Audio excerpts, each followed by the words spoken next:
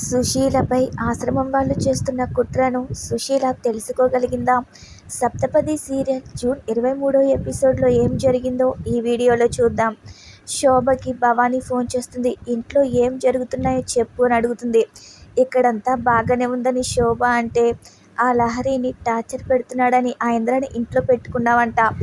మగదిక్కి లేని ఇంట్లో అటువంటి వాళ్ళని ఎలా ఉంచుతున్నావు? రేపు జరగరాంది ఏదైనా జరిగితే ఎలా అంటుంది. ఇదంతా నేను చూసుకుంటాను, ఇక్కడ విషయాల గురించి నువ్వు టెన్షన్ పడొద్దని శోభ ఫోన్ పెట్టేస్తుంది.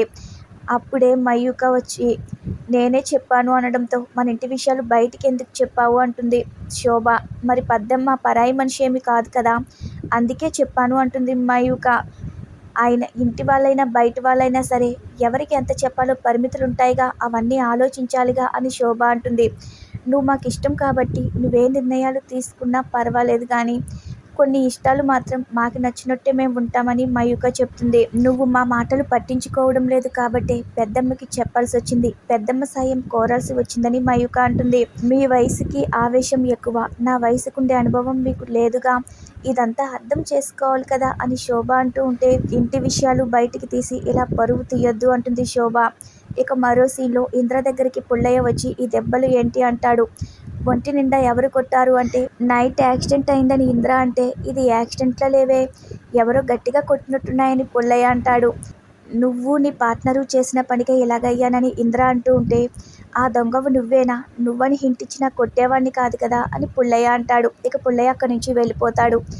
మరో సీన్లో మైత్రి కాఫీ తెచ్చుకుని అక్కడ పెట్టుకుంటుంది. ఫోన్ కాల్ రావడంతో మాట్లాడడానికి వెళ్తే ఆ కాఫీ తన కోసమే అనుకుని అరవింద్ తాగుతూ ఉంటాడు. ఈలోపు మైత్రి ఫోన్ మాట్లాడేసి వచ్చి కాఫీ తాగుతుంది. అలా ఒకరికొకరు కాఫీ తాగుతూ చూసుకోకుండా తాగేస్తారు. చివర్లో అనుకోకుండా చూసుకుంటారు. నాకు తెచ్చిన కాఫీ నువ్వెందుకు తాగావని అరవింద్ అంటే, నేను తాగుదామనే తెచ్చుకున్నాను, చివరికిద్దరు అనుకోకుండా ఇలా తాగేశామని మైత్రి అంటుంది. దీని అర్థమేంటో తెలుసా, తొందరలోనే మనం కలుస్తామని చెప్పి ఇక మైత్రి అక్కడి నుంచి వెళ్ళిపోతుంది.